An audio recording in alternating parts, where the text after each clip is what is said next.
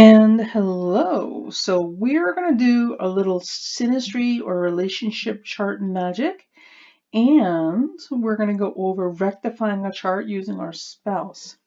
So we have two charts here. One is the accepted chart for Donald Trump, which assumes that he is Regalist rising or 29 Leo rising, which I think is wrong. Oh, I swear these people. And then we have the corrected or rectified at time of birth, which is only a few minutes off, which is going to give us 2 Virgo rising, which I think is the correct time. Now, what happens with these particular charts is that with a 29 Leo rising, it's going to put 24 Taurus on the midheaven and obviously 29 Aquarius on the 7th house. With the Virgo rising chart, okay, so the Virgo rising, instead, what we have is 28 Taurus on the midheaven and obviously 2 Pisces on the 7th house. So here's the thing, like when you're trying to rectify a chart, you also have to consider the marriage partner, especially if the marriage is a functional one and it's been existent for any length of time. Even short marriages where literally they got married and got divorced almost in the same breath will still show up in the chart, because this 7th house will always tell us a lot about our spouses. Whether you like it or not, you can tell a lot about a person by the person that they marry. So if you don't like your ex-spouse, I hate to break it to you, you still can still tell a lot about you by who they are. All right, so let us start with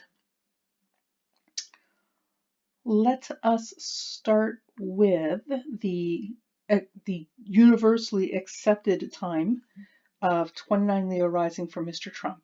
Okay, so we'll start with the current wife and work our way backwards. So in a marriage, especially one with these two, because they've been married a long time for God only knows what reason, we want to look for connections between the chart. So in this chart, the first thing we look at is, are there any connections to his 7th house? Does she carry anything at 29 degrees Aquarius, right? Well, if you look at her chart, nothing. The closest thing she has is a square from Venus at 28 Taurus. So we're going to put her Venus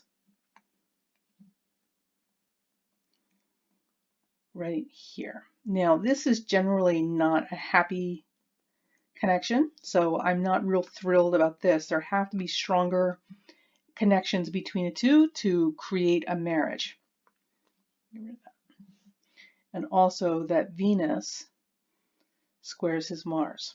So again, still, it's a spicy connection, but it's not enough to get married on. So what else does she have? So there's that. Then we might look at the ruler of his 7th house, which is Saturn, and it's also Uranus. Does she have anything at 17 Gemini or 23 Cancer? Well, let's take a look. All right, so there is nothing at 17 Gemini. Do we have anything at 23 Cancer? Nope, we don't. The closest thing we have is a sextile from Mercury, which again, Mercury's over here with her Venus, again is not, this is not a strong enough aspect to compel a marriage. So the next thing we look for, so we looked at the 7th house, the ruler of the 7th house.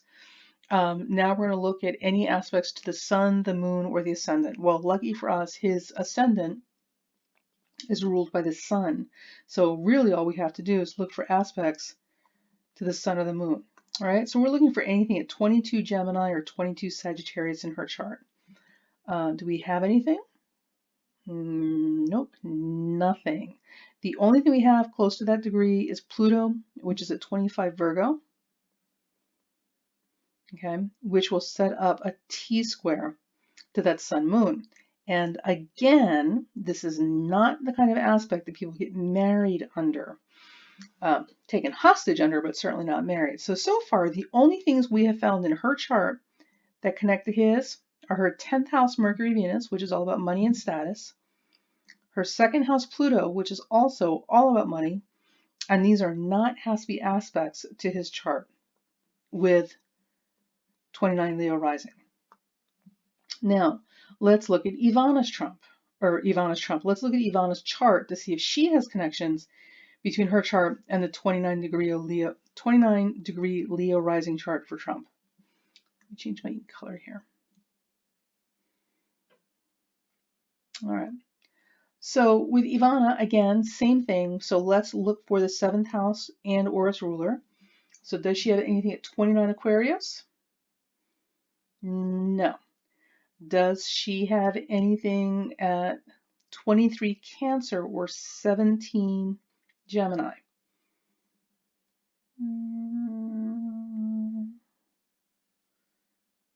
No. The closest thing she has is her Jupiter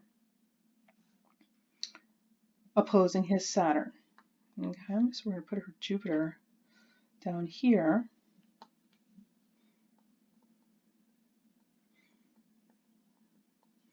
At 21 Cap. Now, and there's nothing at 17 Gemini or even 17 immutables. No.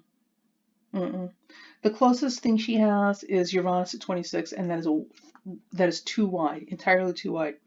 And again, there's nothing at 29 Aquarius, except maybe that, but that's iffy. So we'll go ahead and plug it in. So the sun is here at 1 Pisces. Okay, so this theoretically could get you married. This one will not. This is not a marriage aspect. This would only be a marriage aspect if this was her ascendant, but she is Scorpio rising, so that is not a marriage aspect between them. And do we have anything else? Any other connections? So I'm not seeing. And so we have a lot of connections to start. So let's look at all the other connections between Ivana and Donald. So the first thing is here we've got her Neptune all over his Jupiter. Now remember, any aspects here are also going to be here. The only thing that's going to change are aspects to the ascendant, the 7th house, and the midheaven. But all the aspects in the planets are going to stay the same between these charts. Uranus is at 26. Look at this. She's got Uranus on his sun. Saturn's at 2 Virgo. So she's got Saturn over here, close to his ascendant. That moon's at 0 Sag. No. Mercury and Venus are, what is this, 5? 5 and 17 Aquarius. So Mercury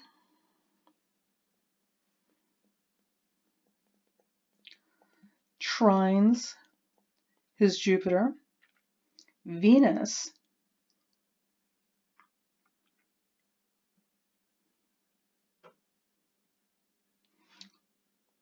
trines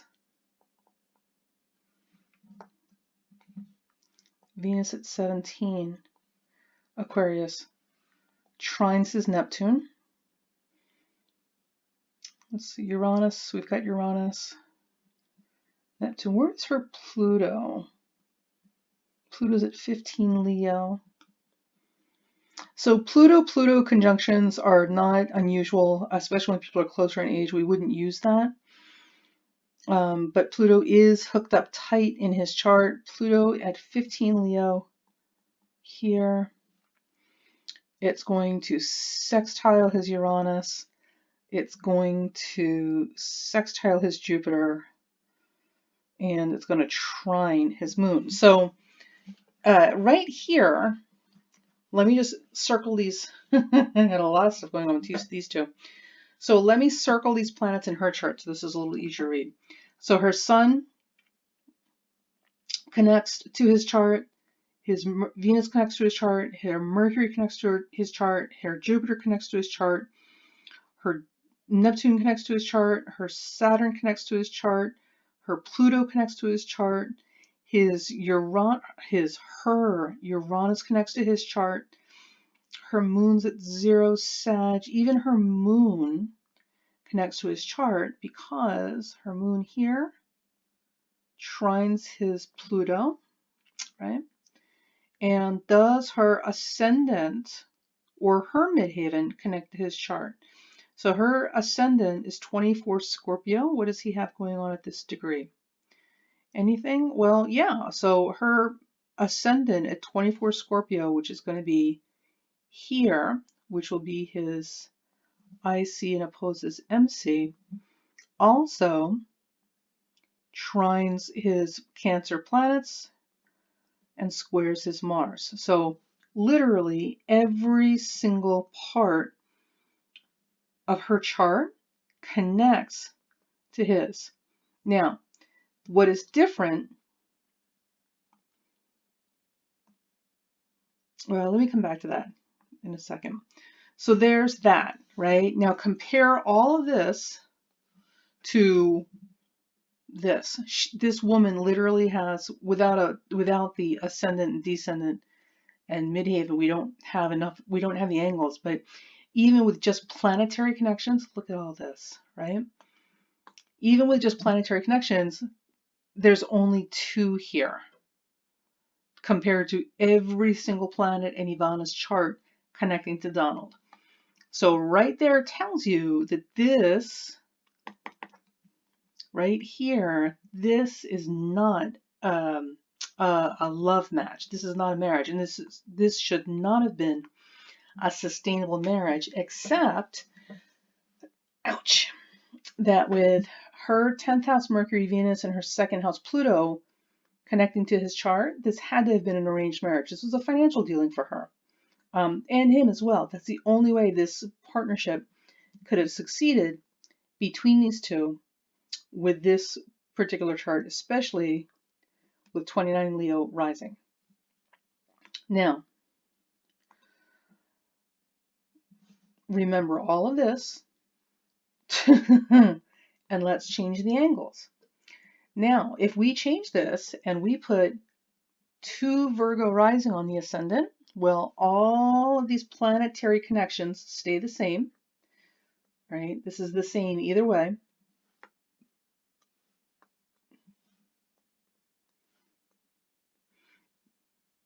But now what we're specifically looking for are contacts between these degrees, right? So 2 Virgo rising, what does she have at 2 Virgo rising? Well, guess what? We don't have anything at 2 Virgo rising, but we certainly have the Sun and Mars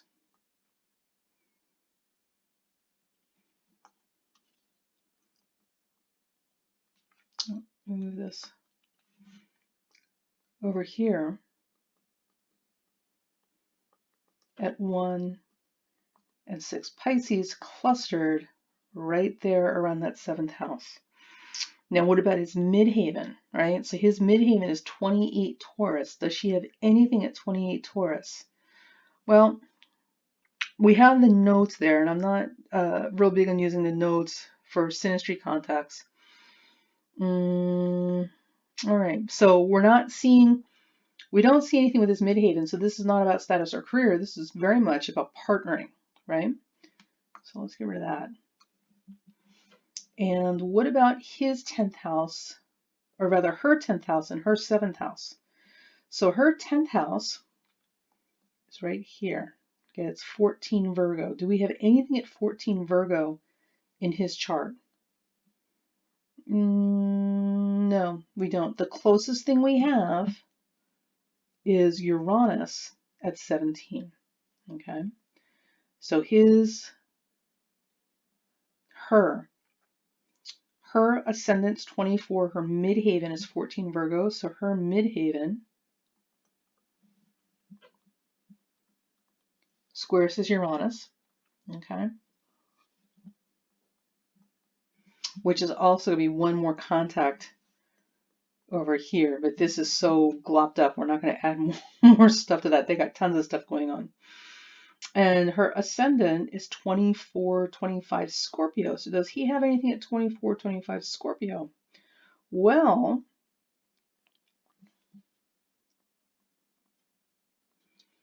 he has Mars at 26. He's got Venus, well, Venus and Saturn around that degree, right? So for her, we're going to put his Mars here at 26 Leo. And his Venus Saturn will trine that.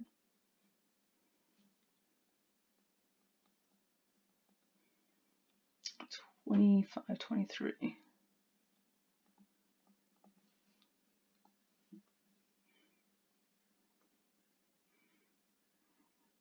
Okay.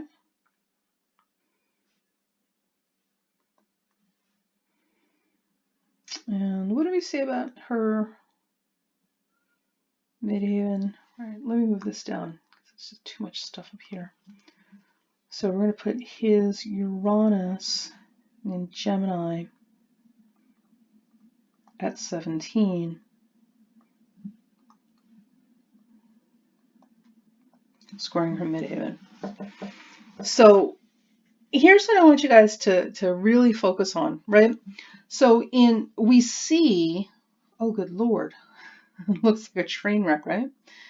So one of the things that we see is this ton of aspects between these charts. More specifically, the aspects between the ascendant and descendant in these charts, in addition to all of these planetary aspects that these guys are sharing. And their planetary aspects are here in green. So let me fix this.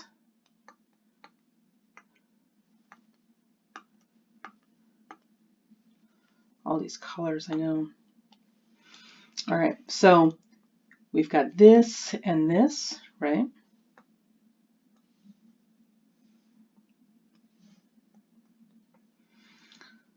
And all of this together, okay?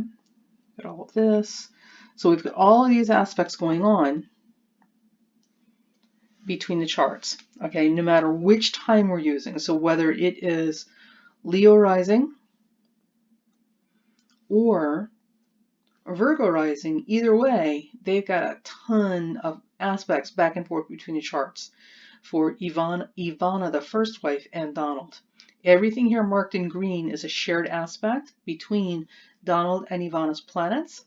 And more importantly, if we get rid of everything here, all their aspects, right? Give me 1 second. Clean this up just a little bit.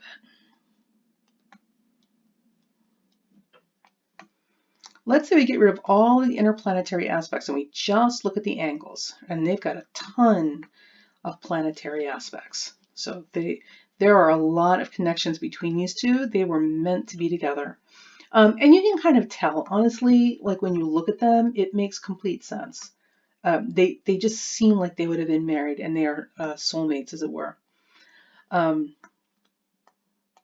right, so green is for Donald and Ivana if we just look at their angles, okay?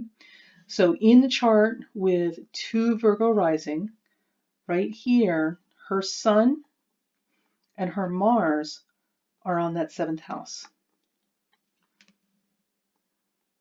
So we've got 7th house activation between these two, okay? If we look at, that's his 7th house. Her 7th house, which is the house of marriage partners, is 24 Taurus. So with 24 Taurus, with him, what we're seeing is Mars over here. Now we do have a time of birth for her. Okay, so we know that her part of fortune is 24 Leo. So his Mars is right there on her part of fortune, and that's pretty important. It's a very, very positive aspect to have. So even though his Mars squares her 7th house cusp, this right here is huge. That's a very, very nice cross aspect to have. And also this Venus and Saturn in Cancer trines her ascendant and sextiles her descendant. So the angles are very heavily involved between these two charts and are connected. All right. Now, if we use the 29 Leo chart for him instead of the corrected time, all right, and we take all the planets out, we just want to look for the angles. So the first one we look for is his 7th house, which is 29 Aquarius. And do we see anything at 29 Aquarius in her chart? No.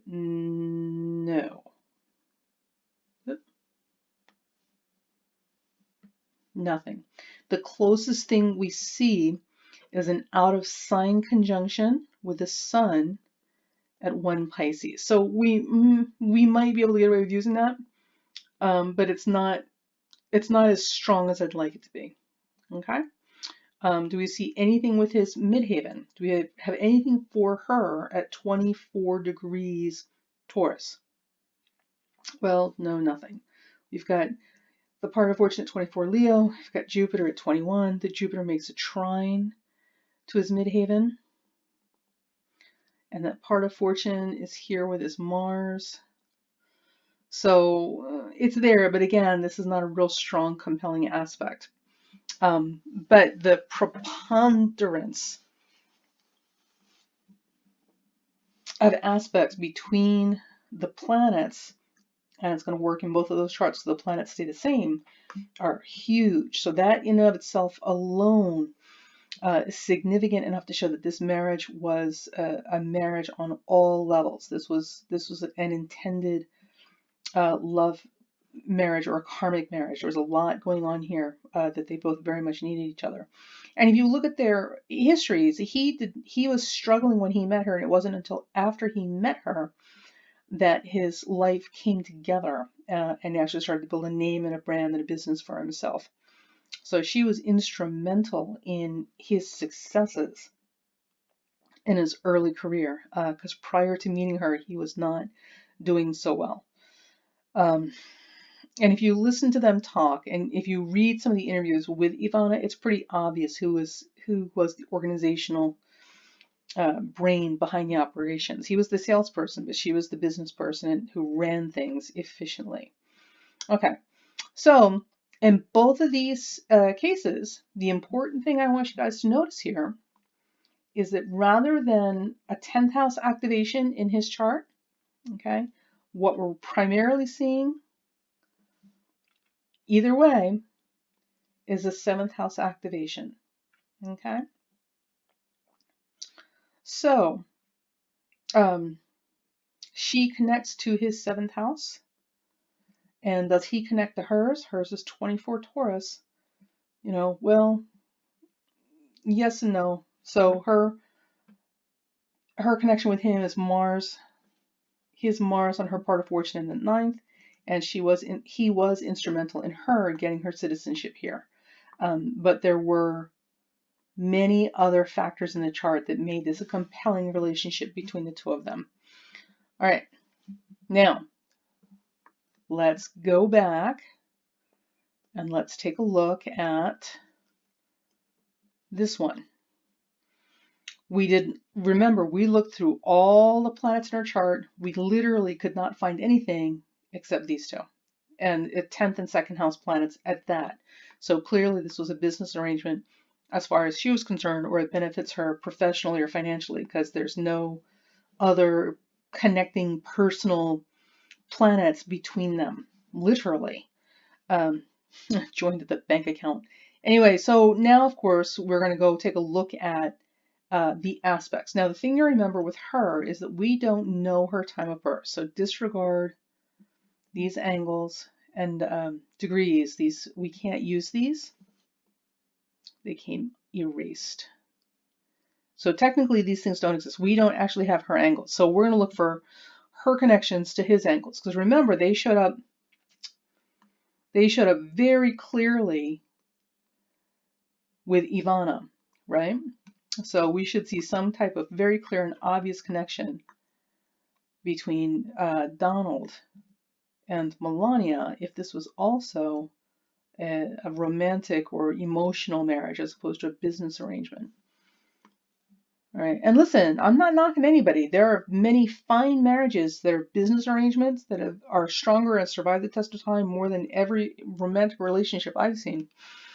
But I'm all for people calling stuff what it is. So if you're modeling a marriage as a business arrangement, be honest about it, but don't let people believe that this concocted fairy tale that you're living is a love relationship when it's not. Different things go into different types of success. So it doesn't do any good to tell people that this angel food cake was built with wheat flour and cornmeal when the reality is you were making a biscuit the entire time. Anyway, so we literally only have 2 planets that connect the 2 of them together. So let's look at the angle. So with his 7th house, he has, in this chart with 29 on the Lunar rising, he's got 29 Aquarius on the 7th house. Does she have anything at 29 Aquarius? Nothing. The closest thing we have is Venus squaring them, and that's not a compelling marriage aspect. Then we're going to look at his midhaven. Well, what does he have on the midhaven that might connect them? Well, he's got right here, he's got the midhaven in this chart at 24 Taurus. So Venus connects to that, which gives us, again, a stronger indication that she is a trophy or she's there for appearances, right? 'Cause the 10th house is what you show to the world. So she's there for appearances more than anything else. There are not enough personal connections in this chart. Now, and even then, we're still looking at a difference of 4 degrees here, right? So it's not tight. Now, if we move his chart to Virgo rising, so again, there's literally only 2 planetary contacts between the chart that stays the same. The angles change. So with 2 Virgo rising, does she have anything at 2 Virgo rising in her chart that connects to that? Well, no. The closest thing she has is the Sun making a sextile to his ascendant, which is also going to be a sextile to his descendant. Mars will square that, and that's not a happy aspect. This is not something we get married under. And then what else? Oh, well, look what we got here. We've got Neptune making a T-square. So Neptune would set up a T-square across the chart with his ascendant and descendant. So, so this is an interesting aspect because, as we all know, Neptune is the ruler of fantasy and deception. It's appearances and illusions, right? I'm trying to get this in here. Use a different color.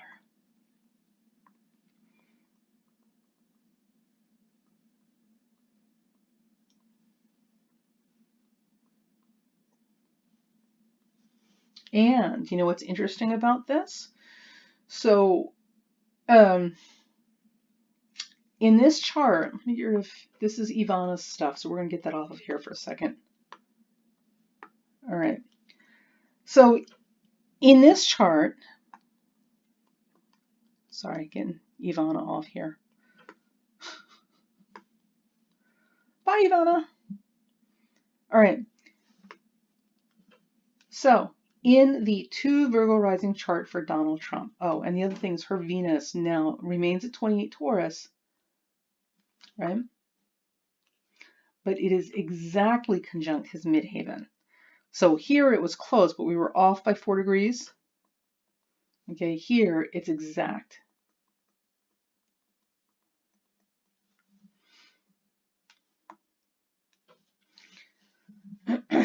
If you look at, so when there's a couple of things you can do in the chart. One of the things you can tell is which marriage is which. So the 7th house is always going to be the first spouse. The 9th house, get this off of here, 7, 8, 9. The 9th house is always going to be the second spouse. 10, 11, and the 11th house is always going to be the third spouse. So this one is Ivana. This one is that Tiffany's mom, that Florida woman. This was the American. Maples, Marla Maples, that lasted, what, 2 years? That was a 2-year marriage. And this one, of course, is Miss I Don't Really Care, Do You? Twat. Anyway, sorry. So this is Melania. So if you look at the ruler, that these houses in a ruler, so it'll tell you also about the marriage. So the first marriage was Ivana. The second marriage was Marla, I think her name was. And then the third marriage, of course, is Melania. So we're just going to skip around here and get rid of this stuff, because it's a little confusing, and let's just focus on the third marriage. So the 11th house ruler should describe the third marriage partner. So this would be the moon. His moon is part of this full moon, right? So sun opposed moon. Oh, wait, am I right? No, I'm wrong. I'm right. It is Cancer. Sorry. So this, and it's in the 10th and the 4th. So this represents the third marriage partner, and this should take him to the end of life. This will be his last marriage in life, and it will probably take him to the grave, one way or the other. Also, what we're looking at with this is you also look at all of these intercepted planets, or not intercepted, all these planets on the inside, Venus, Saturn, and Mercury. Venus and Saturn together. In Cancer, this is the business arrangement. This is not a love marriage. This is an obligatory marriage. If we look at his 29 Leo chart, right? So again, same thing. First marriage, second marriage, third marriage. This becomes Gemini. So Mercury would rule the chart. In this chart, Melania would be ruled by Mercury squaring Neptune. And Mercury square Neptune is deception and lies and illusion. And it's in the 11th and the 2nd house. So financial fraud would absolutely be a major component of their marriage if he is 29 Leo rising. In this particular case, with Venus and Saturn, I'm actually starting to feel bad for her now. With Venus and Saturn being her ruler, and this full moon also being her ruler, this would describe a situation where A, once you're in it, you're never getting out of it. And 2, this was meant to be the culmination or the highest level achieved in life. So a more serious effort at taking this marriage seriously and doing your due diligence would have been present in this marriage than in this one. Now, the other thing to look at too is with Venus and Saturn together in the first 2 years of marriage, second year of marriage, something should have really cemented it and made it permanent. Like, you aren't going anywhere, buddy. So I would be curious to know what happened in their second year of marriage. Also, too, if you look this full moon, right, it's separated by 1 degree. So first, second year, this would have been officially of their marriage. This would have been official. This was until death do us part. So something significant would have changed in that marriage and made this impossible to get out of in that first or second year. If, on the other hand, he is Leo rising and Gemini rules the third marriage, and she is Mercury. Mercury is at 852, almost 9 degrees, and Neptune is at almost 6. So we're looking at a difference of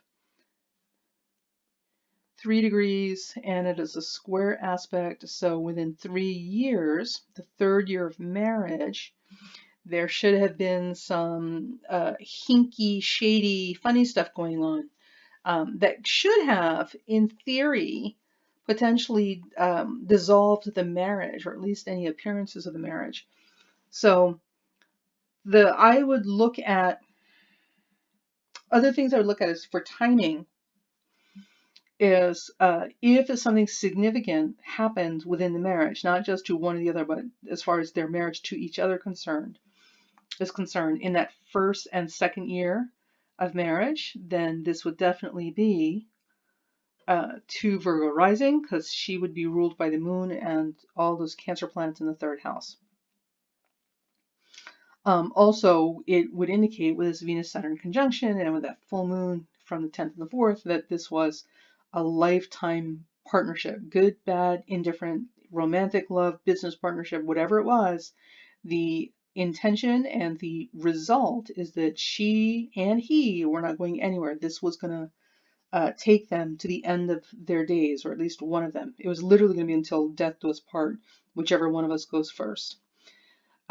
With a 29 Leo rising chart, there's a lot of financial fraud, a lot of hinky, underhanded stuff going on in here. And also here, the timing is 3 years. So somewhere in this 3 years, this issue with financial fraud, because it's the second house Neptune and squaring that 11th house Mercury. And also, sorry folks, and also there would have been something fraudulent about the marriage as well, because Mercury rules the third marriage. So there would have been some weird, hinky, shady, underhanded, dishonest stuff going on about the marriage itself, or maybe even the legality of the marriage that would have popped up around the third year. So there you go. This is a closer look at the two charts of Donald Trump. Not his two faces, he's only got one, and we've pretty much seen it, all sides of it. But the two charts of Donald Trump and his two wives, the first and the last. So I hope this was interesting for you. Synastry, it's not as simple as we'd like it to be, and people are certainly very complicated. And remember, marriage success is not necessarily about being madly in love. Marriage success has a lot to do with what your intentions for this marriage are and what you hope to get out of it. That is what determines its success. So loving somebody to death doesn't guarantee a successful marriage. And loathing someone's presence certainly doesn't guarantee that you'll end up divorced anytime soon either. Guess it all depends what you want out of your relationships. All right, folks, that's it. Hope you have a great day, and we'll talk to you later. Bye.